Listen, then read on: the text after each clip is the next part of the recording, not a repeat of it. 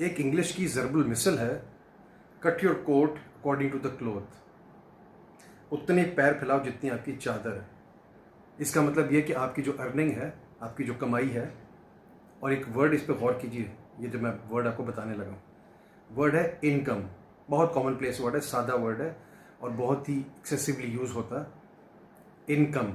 अब ये वर्ड देखें, इस वर्ड के अंदर क्या है? वर्ड है इनकम। दोबारा देखिए, इनकम। तो अगर आपने अपनी इनकम ज़्यादा करनी है तो ज़्यादा मेहनत करें, ज़्यादा लर्निंग करें।